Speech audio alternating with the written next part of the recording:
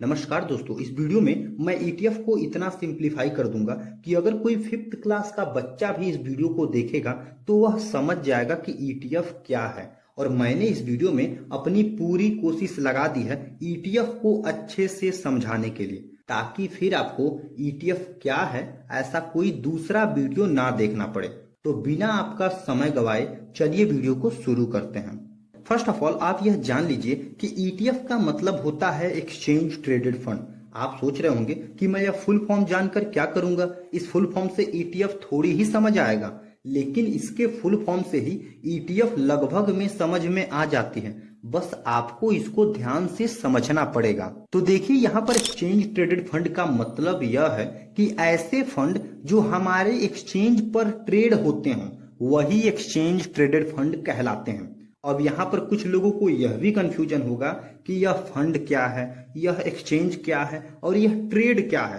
तो देखिए, यहाँ पर फंड का मतलब mutual fund, index fund, fund of fund आदि से है। और एक्सचेंज का मतलब एनएससी या बीएससी, नेशनल स्टॉक एक्सचेंज और बॉम्बे स्टॉक एक्सचेंज से है। और ट्रेड या ट्रेडेड का मतलब होता है खरीदना और बेचना या फिर व्यापार करना।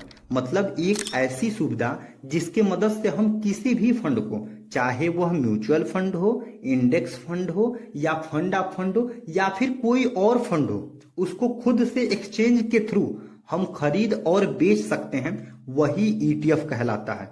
अगर बाय द वे इसके बाद भी आपको कुछ नहीं समझ आया तो इसको एक बार और बैक करके ध्यान से समझ लीजिए। और अगर इतना समझ में आ गया है तो चलिए इसको थोड़ा और सिंप्लीफाई करके समझते हैं। ध्यान दें, ईटीएफ को ऐसे भी समझा जा सकता है कि ईटीएफ म्यूचुअल फंड ही होता है, लेकिन उसको आप खुद से शेयर की तरह ही खरीद और बेच सकते हैं जब चाहे तब। ईटीएफ किसी न किसी को ट्रैक करता है, किसी न किसी को फॉलो करता है, मतलब वह किसी चीज पर बेस्ड फंड होता है।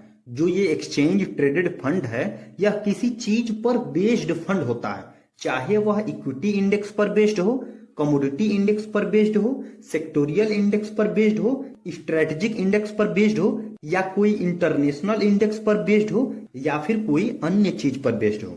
मतलब ईटीएफ जिस चीज पर भी बेस्ड यानी आधारित होता है उसी के हिसाब से चलता है। ध्यान दें, ईटीएफ हमें बस यह सुविधा प्रदान करता है कि हम उन चीजों में निवेश कर सकें या फिर खरीद बिक्री कर सकें, क्योंकि हम डायरेक्ट उन सारी चीजों में निवेश या खरीद बिक्री नहीं कर सकते हैं। ईटीएफ स्टॉक या शेयर का एक गुच्छा भी होता है, या फिर आप इसको स्टॉक या शेयर की टोकरी भी बोल सकते हैं। मतलब ईटीएफ में कई सारी कंपनियां भी होती हैं, जहां आप स्टॉक या शेयर में सिर्फ एक कंपनी में निवेश करते हैं, वहीं ईटीएफ के थ्रू एक साथ कई सारी कंपनियों में आप निवेश कर सकते हैं। और ध्यान देने वाली बात यह भी है कि अगर आप स्टॉक की पोर्टफोलियो बनाते हैं, यानी अगर आप अलग अलग शेयर की पोर्टफोलियो बनाते हैं, तो उसमें डाइवर्सिफिकेशन के लिए आपको अलग अलग स्टॉक खरीदना पड़ेगा। लेकिन कुछ स्टॉक वाले ईटीएफ ऑलरेडी डाइवर्सिफाइड होते हैं, मतलब ईटीएफ के थ्रू सिर्फ एक चीज से,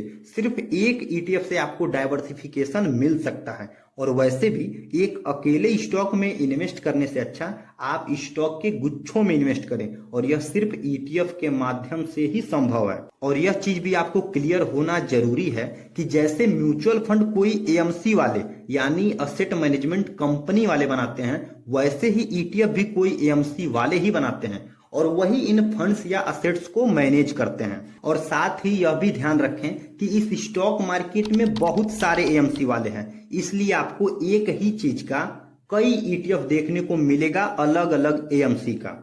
जैसे निफ्टी 50 को अगर आप ले लीजिए, जो कि एक इक्विटी इंडेक्स है या फिर इसको ब्रॉड इंडेक्स भी कुछ लोग बोलते हैं, तो इसी एक चीज पर, इसी एक इंडेक्स पर कई एएमसी वाले के ईटीएफ हैं। जैसे निफ्टी 20 जो कि निपॉन एएमसी का है, निफ्टी आई ईटीएफ जो कि आईसीआईसी प्रूडेंशियल एएमसी का है, एचडीएफसी निफ्टी जो कि एचडीएफसी एएमसी का है। ऐसे ही और भी बहुत सारे एएमसी के ईटीएफ मिल जाएंगे आपको सेम एक ही चीज पर, लेकिन आप हमेशा उसी एएमसी का ईटीएफ चुने जो सबसे बढ़िया हो।